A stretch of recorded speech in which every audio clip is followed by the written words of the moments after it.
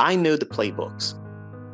I know the algorithm. I know the macros. I know what it's going to do. I know when it's likely to do it. But here's what happens sometimes. I almost said his name. All these things repeat in the marketplace. They repeat at specific times, under specific conditions and circumstances. The job that you have is understanding which one of these things resonates with you. Some of you might look at the opening at 9:30 in the morning when equities open up. You know, when the bell stock market ding ding ding opens. That volatility might scare you, might be real terrifying for some of you. And I get it, that's fine. It's kind of like London Open on a high impact news driver on Forex. You know, it's scary. How do you sell short? How do you know when it's going to go? You put a stop loss in the event that you're wrong. You have to trust the logic that you're working with.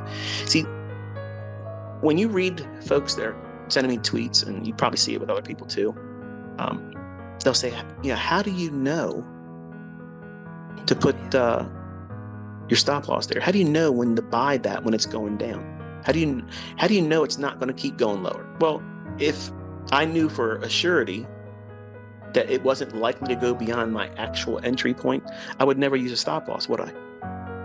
But because, listen to this, folks, this is the cream of the crop type of advice. This is the shit that you need to write down and make sure you understand it. I know the playbooks. I know the algorithm. I know the macros. I know what it's going to do. I know when it's likely to do it. But here's what happens sometimes. I almost said his name. A particular person says, well, you know what? We want to put a little bit more oomph in this move, or it would be more advantageous for us if it went well beyond the scope of the average daily range that everybody would expect in the opposite direction. And that's manual intervention. So when manual intervention occurs, it's much like CPI or FOMC. Shit just comes out of nowhere. You can get wrecked by it. And sometimes it just keeps on going and going and going. And you can physically be harmed beyond repair in those types of moves if you're trading size. So it's like the roulette table at the casino. Everybody thinks, well, you can go over there and you can bet on red or you can bet on black. All you got to do is pick red or black. Wrong, because there's a green. Green is the fuck you color, okay? You might have odds that red is going to come up. You might have odds that black is going to come up. But that table in that casino is rigged. Just like the old riverboat casinos, okay? A lot of people don't know this, but those riverboat casinos, their roulette tables, they discovered underneath the wooden roulette wheel, there was these little metal paddles, okay? And the operator of the table would have a paddle for red, a paddle for green, and a paddle for black, okay? And people get in there and they bet their favorite number, their birthday, the day they got married, the day they had their kid, whatever it is, they think that there's something special about it. There's a red 17, there's a black 17, whatever it is. They don't give a fuck about the number. They can't control the number. The number is not ever going to be controlled. That never, ever happens. The color is it. What happens is they say, okay, no more bets. And he waves his hand out there. Why is he doing that? Because he needs time to get an assessment on where the money is mostly. Is it more on red, more on black? And if he can't decipher right away what it is, he's pushing the green paddle. What does that mean?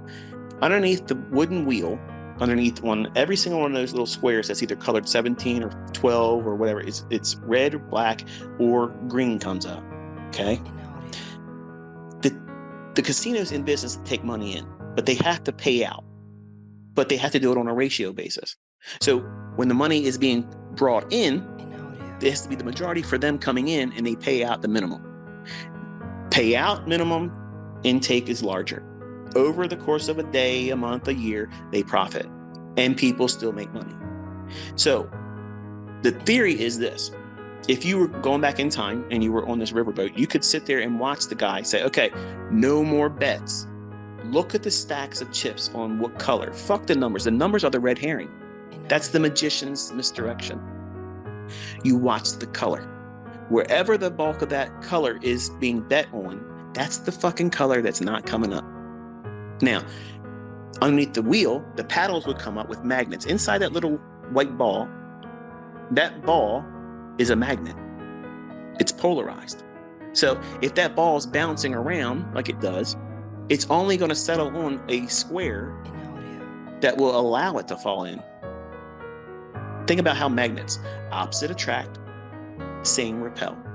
So if the operator doesn't want that ball to fall in a red, then it's going to be the same polarity as the ball. So when it falls in there, it'll fall and bounce out and then fall into the nearest black. Who gives a fuck what number it is? It's falling in black. So red loses. So the table collects the payout to them as income with all the bets on red, and black wins. Who gives a shit? The payout's larger for the table coming in on red than the payout on black. The black, yeah, we won. Everybody's like, fuck yeah, this guy's hot. I'm putting my money behind him. So now the table's going to watch everybody's bet based on this dude. And if he doesn't have enough time to assess how much money is in there, which is better, green's coming up. And they all lose. It's all rigged, folks. It's all rigged, okay? And this is the way it is. So those one-armed bandits, those slot machines, I couldn't remember what they were a couple spaces back. I don't go to casinos, but they're the same way. They're only going to pay out once they take in so much money. That's it. That's why everybody goes around, they walk around the machines and they say, okay, I'm watching this person. He's been here for 4 hours. Okay, it ain't hit for a while. If they get up and get on that machine. Not because you are lucky, they know what? It's going to pay out. It's due to pay out. Now, take that same logic and apply it to time of day, day of week, report days, medium impact, high impact, liquidity, and it all makes sense. There's controllers in everything that we do. You go to work, you got a boss. You're going to put your money in the marketplace? There's a boss.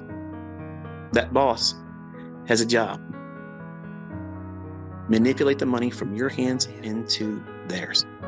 Oh, now you're going back on saying the brokers are trading against the client. I'm not even talking about the broker. I'm talking about an entirely different entity way above them. That's that collective entity that is smart money. That's who's working in all these things. This opportunity, this whole facade, thinking that you have a free and random market when that is not the case at all. How the fuck can I do what I'm doing if it's random? How can it be that precise if it's random? If there's no algorithm, how can I display, teach, and repeat over and over and over again? Here's my challenge to the naysayers. I want you to outline a market like I did on Friday. One-sided, very specific level, and then record precision entries, mark up the annotations, everything, record it. I don't need you to do it live. Record it through TradingView, because I know it can't happen through Market Replay. And then you post that and say, this is how ICT is doing it. It's cherry picked. You can't. Because if you're managing a 1 minute chart, how many 1 minute charts can you manage another 1 minute chart going the opposite direction when you're managing that 1 minute chart, annotating it, constantly moving everything? Look, man, that's some bullshit. Okay. That's some bullshit. And takeaway is this. It was already talked about hours before in the morning session. There's no way you can argue against it. And I can do it live in any setting. Hello. So there probably isn't going to ever be another mentor like me.